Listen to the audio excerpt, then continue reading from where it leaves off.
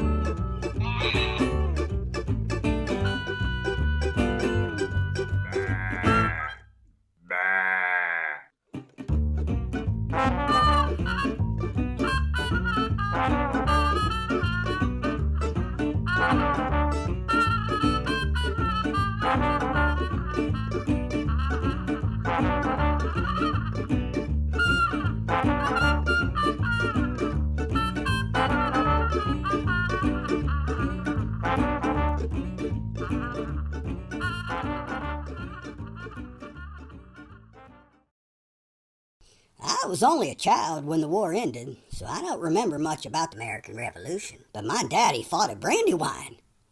I do remember the Constitutional Convention, however. So let's say you want to present a short talk on the subject. 15 minutes. Now the children's eyes glaze at the mere mention of it, and then they see an adult wearing a cardigan sweater, and most of them are looking for an escape route before the opening credits have finished. But you let me or another animated character present the same lecture, you mix up the background some. Stir in some graphics. That should be a portrait of my dear wife. I don't know why I'm not allowed to read it. Anyway, then add a pitch of sound effects and sprinkle some humor on top, and the youngins will think, maybe there's something in this after all. Children are scary, to be sure. Many folks who think nothing of speaking to a packed auditorium of adults will head for the outhouse at the thought of speaking to third graders.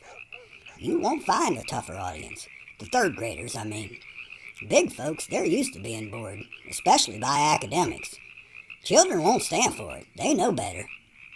Now let's explore another possibility.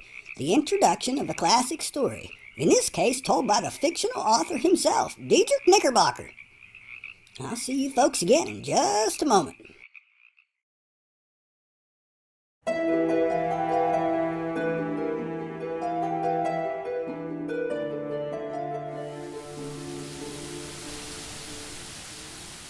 Thank you, Amos, and thank goodness for green screens.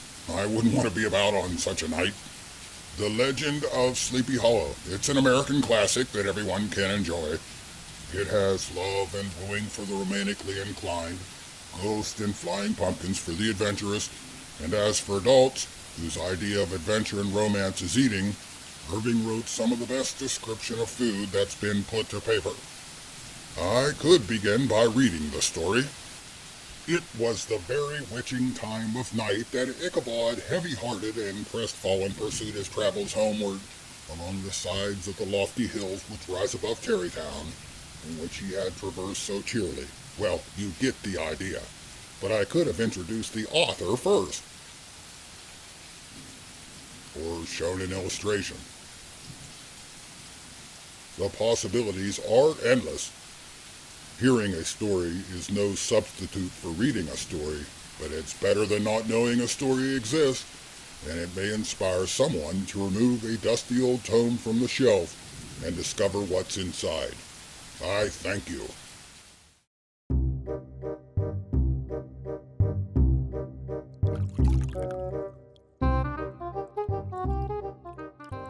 Well, if this ain't the most embarrassing thing I've done, not that I have a choice in the matter.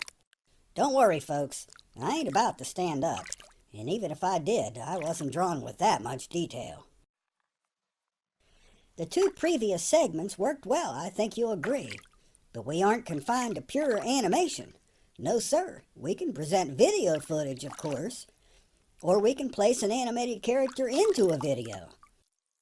I'm excited about this first one.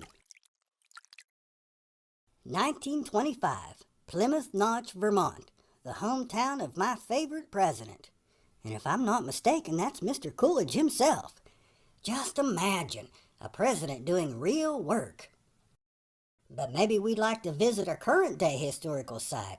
Everybody loves a field trip. Let's take a look.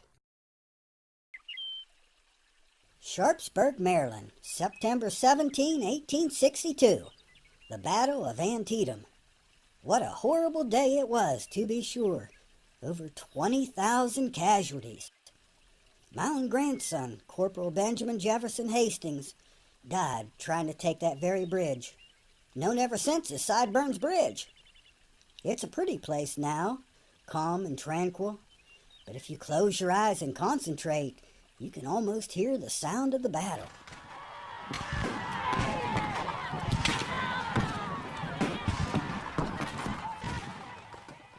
Of course, any time period and place will do. We could travel Braddock's Road. Or visit Philadelphia during the Constitutional Convention. I could fly a B-17 in World War II if I wasn't afeard of flying. You see, no matter what we do, we can make it interesting for the young folks. Pick any time or place or person. We can visit ancient Greece and Rome. We can bring the Founding Fathers to life. We can enter the wonderful worlds of great literature and meet the men and women who created them. It's awfully exciting, isn't it? Folks, I hope you've enjoyed our presentation, and I hope it has given you an idea of some of the things we can do with Liberty Junior. It won't be easy. Nothing of worth ever is. But if we're not afraid to stumble, and if we're not afraid to fail, we will succeed, and we'll make a difference. The fact is, it's way yonder too important not to see it through. The future of this great land depends on the education of our children, and the education of our children depends on us. I've done my part. Now it's your turn. I thank you for your attention.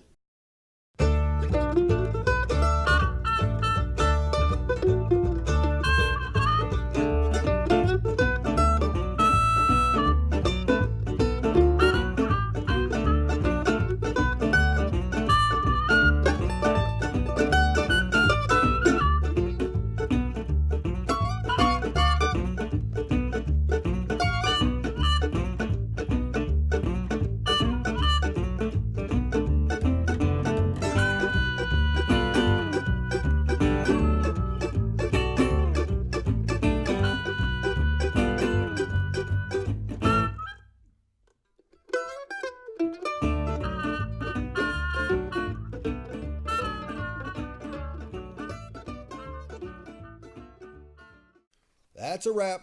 Good work, Amos. Yeah. You mind helping me out of this dang blasted chair? If you'd draw me with moving arms and legs, you wouldn't have to carry me all over the place. By the way, am I getting paid for this? I'll pay you, as soon as I get time to draw you some money. Yeah, that's what I figured. You gonna draw me a store to spend it in? No answer? Where'd he go? Hello? Hello?